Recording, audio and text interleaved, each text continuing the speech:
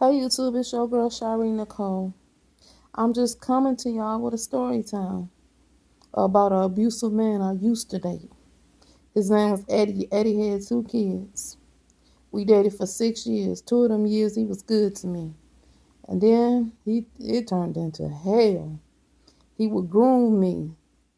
The third year, he let me know what it was. He was an alcoholic, and sometimes he would pop pills. I remember the first time he abused me. He took his steel-toe boot and he put it inside of my stomach and he kicked the crap out of it. That's what it felt like. His boot went inside of my stomach. The following day, he got mad at me because I wouldn't make him nothing to eat. He took the chicken sandwich and threw it against the wall. And when it landed on the wall, I was next. He abused me for half of that 6 years. And he taught his kids how to do it too. Because when I asked them to do something, they would ignore me. They wouldn't even acknowledge me. Mind you, this is my home. But I didn't know how to fight back because all my life, all I knew was abuse from my siblings, from my relatives. Nobody taught me how to fight. And one day I sat down and I watched The Color Purple. And she said she never knew how to fight. And that inspired me to learn how to fight. When I learned how to fight, I got stronger. And I got stronger. And Eddie didn't no longer want to mess with me. But the last straw that broke the camel's back is when he took a beer bottle and hit me over my head with it. And it shattered. Eddie was an alcoholic. And he didn't realize how bad his alcoholism was real bad. And he taught his kids how to be so disrespectful. His son says one day to me when his daddy goes to jail, that I can suck his penis for all he know, because he might not be going to school today. And I was in the process of walking him to school, and he wouldn't get his clothes on. So he turned around and told me to suck his penis. This is what Eddie's son told me, Eddie Jr. So when I whooped him, he decided when he got home from school that he was going to go tell his grandma the biggest lie ever. So, they all ganged up on me.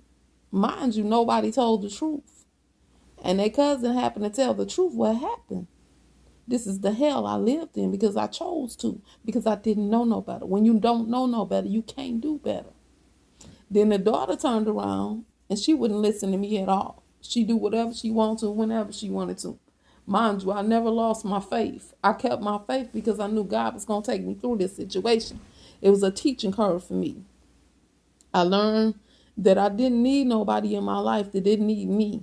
I learned that I can be a woman without a man. I learned that I can love myself enough until God found me a helpmate or somebody to love me for me and with no apologies. So I went through almost 4 years of abuse.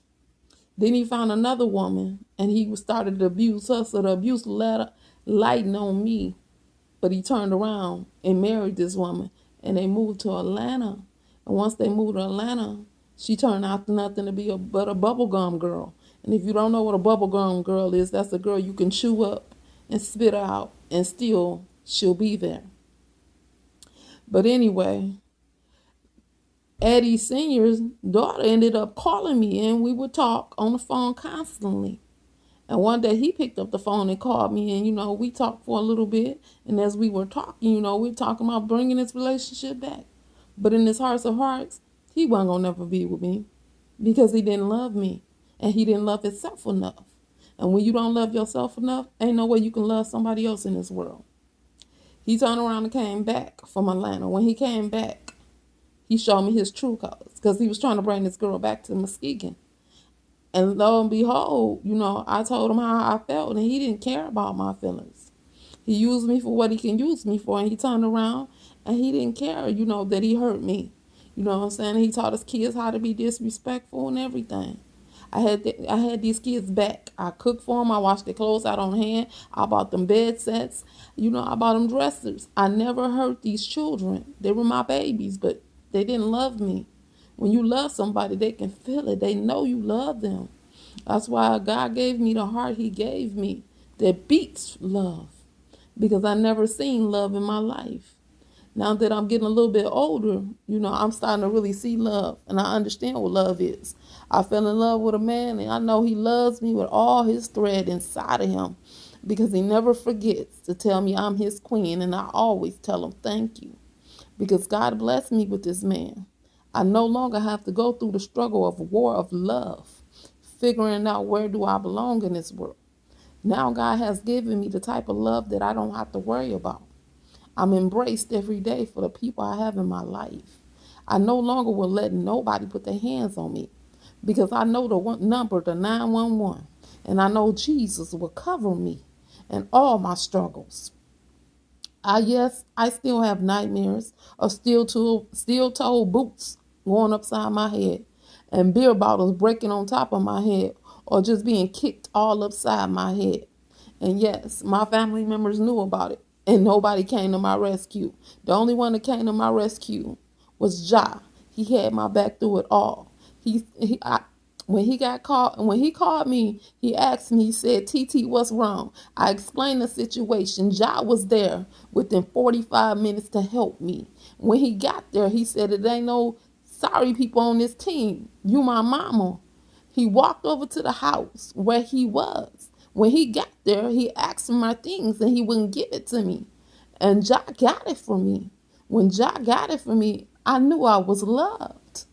He never made me apologize for the choices I made in this world. And that's when I knew somebody in this world loved me. For me, no apologies.